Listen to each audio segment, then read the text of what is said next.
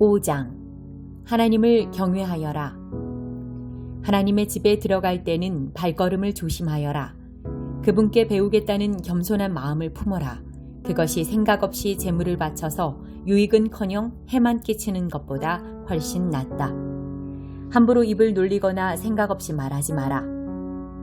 하나님이 듣고 싶어 하실 말을 어림짐작하여 성급하게 늘어놓지 마라. 네가 아니라 하나님께 주도권이 있으니 너는 말을 적게 할수록 좋다. 과로하면 숙면을 취하지 못하고 말이 많으면 바보처럼 보인다. 무엇인가 하겠다고 하나님께 약속했으면 즉시 행하여라. 하나님은 함부로 말하는 어리석은 사람을 좋아하지 않으신다. 서원을 했으면 지켜라. 서원을 하고도 지키지 않느니 애초에 서원하지 않는 편이 훨씬 낫다. 입을 잘못 놀려 영락없는 죄인이 되는 일이 없게 하여라. 나중에 가서 죄송해요, 그런 뜻이 아니었어요 하고 말해본들 그냥 넘어갈 수 없을 것이다. 어쩌자고 하나님의 진노를 사며 화를 자초하는가. 그러나 온갖 망상과 환상과 공허한 말에 휘둘리지 않게 해줄 반석 같은 기초가 있다. 그것은 하나님을 경외하는 것이다. 재물 또한 연기일 뿐이다. 가난한 이들이 학대를 당하고 정의와 공의가 유린되는 광경을 도처에서 보더라도 너무 안타까워하지 마라. 착취는 하급 관리들 사이에 널리 퍼져 있고 한도 끝도 없어서 어찌할 도리가 없다. 그러나 돼지는 누구도 속이지 않는다. 악한 왕도 밭에서 나는 곡식을 먹는다. 돈을 사랑하는 자는 돈으로 만족하는 법이 없고 재산을 사랑하는 자는 아무리 큰 돈을 벌어도 만족하지 못한다. 재물 또한 연기일 뿐이다. 내가 부정이득을 얻을수록 그것을 노리는 자도 많아진다. 환한 대낮에 가진 것을 털리는 일이 과연 재미가 있겠는가? 저녁 식사로 콩을 먹든 불고기를 먹든 열심히 정직하게 일하면 밤잠이 달콤하다. 그러나 부자는 배가 불러 불면증에 시달린다. 나는 이런 불운한 일도 보았다. 어떤 사람이 분에 넘치도록 재산을 쌓다가 한 번에 잘못된 거래로 전 재산을 날렸다. 자식이 있었지만 한 푼도 남겨주지 못했다. 어머니의 태에서 맨몸으로 나왔는데 올 때와 똑같이 맨몸으로 세상을 떠나게 되었다. 맨몸으로 왔다가 맨몸으로 떠난다니 참으로 안타까운 일이다. 얻는 것이 결국 연기뿐이라면 열심히 일할 이유가 무엇인가? 어둠 속에서 보내는 비참한 세월을 위해 일하는가? 세상이 돌아가는 모양을 살핀 후에 나는 가장 잘 사는 방법이 무엇인지 결론을 내렸다. 자기 몸 간수 잘하고 즐거운 시간을 보내고 하나님이 생명을 허락하시는 동안 자신이 맡은 일을 최대한 잘 감당하는 것이다. 그것이 전부다. 그것이 사람이 받을 몫이다. 물론 우리는 하나님이 주시는 바 자신의 본분과 그것을 누릴 능력을 최대한 활용하여 주어진 상황을 받아들이고 즐거운 마음으로 일해야 한다. 이것이 하나님의 선물이다. 하나님은 바로 지금 우리에게 기쁨을 나누어 주신다. 우리가 얼마나 오래 살지 걱정하는 것은 부질없는 일이다. 6장 나는 이 세상에서 벌어지는 일을 오랫동안 열심히 살펴보았다. 분명히 말하지만 상황이 좋지 않다. 사람들도 그것을 느낀다. 하나님은 돈과 재물과 명예 등 어떤 사람들이 바라고 꿈꾸는 모든 것을 그들에게 쏟아부어 주시고는 정작 그것을 누리지 못하게 하신다. 엉뚱한 사람이 와서 그 모든 것을 즐긴다. 재물을 얻는 건 역시 연기 같은 일이다. 우리에게 남는 것이 없다. 자녀를 수십 명 낳고 오래오래 살다가 성대한 장례식으로 마지막을 장식한 부부가 있다. 그러나 그들이 살아있는 동안 인생을 즐기지 못했다면 차라리 사사나의 처지가 더 낫다고 할 수 있다. 그 아이는 제대로 모습을 갖추기도 전에 어둠 속으로 사라졌고 이름도 얻지 못했다. 아무것도 보지 못했고 알지도 못했지만 그 아이가 살아있는 어떤 사람보다도 형편이 낫다. 사람이 1000년을 산들 아니 2000년을 산다 한들 삶의 즐거움도 누리지 못한다면 무슨 의미가 있겠는가? 마침내는 다들 같은 곳으로 가지 않는가? 우리는 식욕을 채우고자 일하지만 우리의 영혼은 그동안 굶주림에 허덕인다. 그러면 지혜로운 이가 어리석은 자보다 나은 것이 무엇이고 근근히 살아가는 가난뱅이보다 나은 것이 무엇인가? 무엇이든 당장 손에 닿는 것을 붙들어라. 시간이 가면 더 좋은 것이 나올 것이라 생각하지 마라. 그 모두가 연기요 허공의 침뱉기일 뿐이다. 무슨 일이든 생길 일이 생기는 것이다. 그 일의 운명은 정해져 있다. 운명에 따질 수는 없다. 말이 많아질수록 공중에 연기만 늘어난다. 그렇게 해서 누군가의 형편이 조금이라도 나아졌는가? 연기와 그림자처럼 초라하게 사는 우리에게 무엇이 최선인지 누가 알겠는가? 우리 생애의 다음 장을 누가 알려주겠는가? 7장 지혜로운 이와 어리석은 자. 좋은 평판이 두둑한 은행 계좌보다 낫고 태어난 날보다 죽는 날이 더 의미심장하다. 잔치보다 장례식에서 더 많은 것을 배운다. 결국에는 우리도 장례식으로 인생을 마무리할 테니 그곳에 가면 무엇인가 발견하게 될 것이다. 우는 것이 웃는 것보다 낫다. 얼굴은 얼룩져도 마음은 깨끗이 씻어준다. 지혜로운 이는 아픔과 슬픔에 몰두하지만 어리석은 자는 즐거움과 놀이로 인생을 낭비한다. 어리석은 자들의 노래와 춤보다 지혜로운 이의 책망에서 얻는 것이 더 많다. 어리석은 자들의 키득거림은 가마솥 밑에서 타는 잔가지 소리 같고 흩어져 없어질 연기 같다.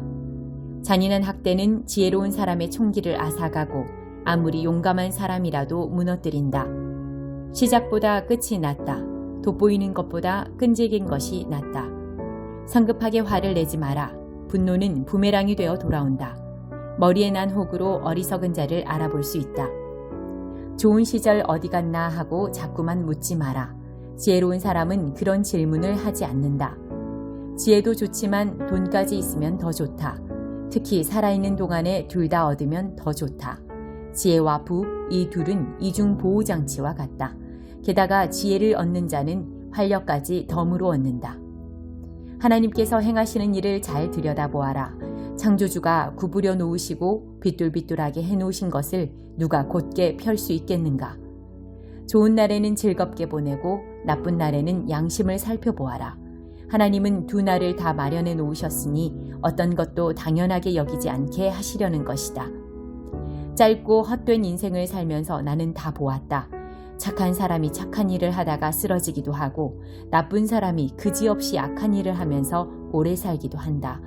그러니 착하게 살려고 너무 무리하지 말고 너무 지혜롭게 되지도 마라.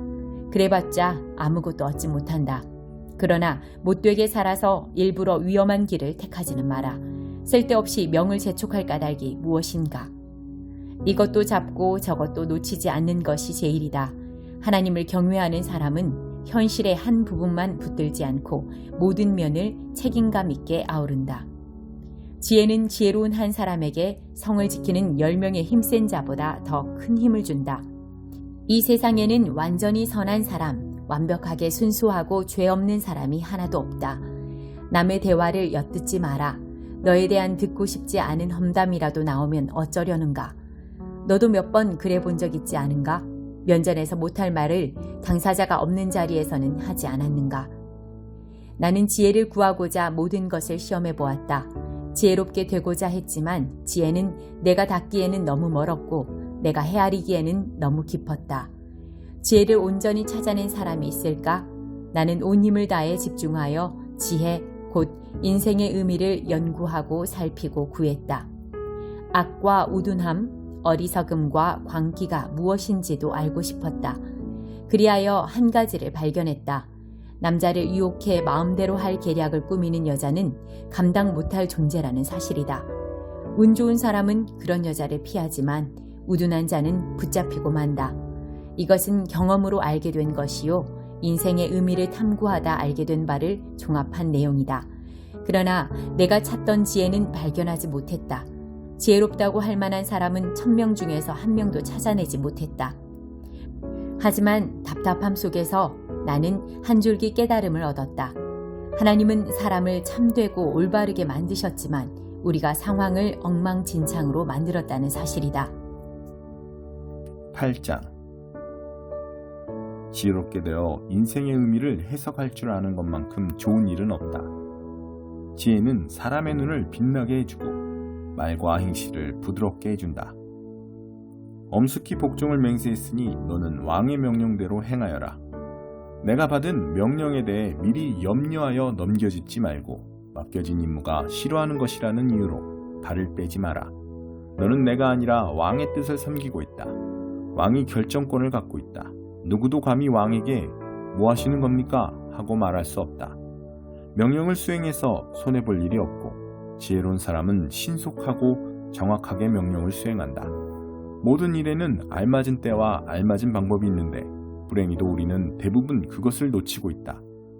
무슨 일이 생길지, 언제 그런 일이 일어날지 아무도 모른다. 누가 우리에게 그것을 말해주겠는가? 누구도 바람을 제어하거나 상자에 가둘 수 없다. 누구도 죽을 날을 정할 수 없다. 누구도 당장의 전투를 중단시킬 수 없다. 누구도 악을 통해 구원받을 수 없다. 이것은 내가 이 세상에서 벌어지는 모든 일을 이해하려고 노력하던 중에 목격한 것이다. 이것이 바로 서로에게 상처를 입힐 힘을 갖고 있는 세상이 돌아가는 방식이다. 나는 악인들이 예를 갖추어 거룩한 땅에 묻히는 것을 보았다. 사람들은 장례식을 마치고 성내로 들어와서 온갖 미사여구를 동원해 그들을 칭송했다. 악인들이 악행을 저지른 바로 그 현장에서 이것 또한 연기다. 참으로 그렇다. 악행을 벌하는 판결이 나오기까지 참으로 오랜 시간이 걸리기 때문에 일반 대중은 살인죄를 짓고도 벌을 면할 수 있다고 생각한다. 사람이 100번이나 죄를 짓고 그때마다 처벌을 피해 빠져나간다 해서 그의 삶이 훌륭하다고 말할 수 없다. 훌륭한 삶은 하나님을 경외하여 그분 앞에서 경건하게 사는 사람의 몫이다. 악인은 훌륭한 삶을 경험하지 못한다고 나는 굳게 믿는다. 그가 아무리 많은 날을 살아도 그 삶은 그림자처럼 매겁고 칙칙할 뿐이다. 그는 하나님을 경외하지 않기 때문이다. 늘 벌어지지만 이치에 맞지 않는 일이 있다. 착한 사람이 벌을 받고 나쁜 사람이 상을 받는 것이다. 분명히 말하지만 이것은 이치에 맞지 않는 일이다. 한낱 연기에 불과하다. 그래서 나는 적극적으로 나서서 최대한 즐거운 시간을 갖는 것에 대찬성이다. 사람들이 이 세상에서 기대할 수 있는 유일한 선은 잘 먹고 잘 마시고 즐거운 시간을 갖는 것이다. 이것이 하나님이 지상에서 허락하신 짧은 세월 동안 우리가 벌이는 생존 투쟁에 대한 보상이다. 이 세상에서 벌어지는 모든 일을 살펴 지혜를 얻기로 마음먹었을 때 내가 깨달은 것이 또 있다. 눈 한 번 깜빡이지 않고 밤낮으로 눈을 부릅뜨고 지켜보아도 하나님이 이 세상에서 행하시는 일의 의미를 알아낼 수 없다는 사실이다. 아무리 열심히 찾아도 이해할 수 없을 것이다. 제 아무리 똑똑한 사람이라도 제대로 파악할 수 없을 것이다.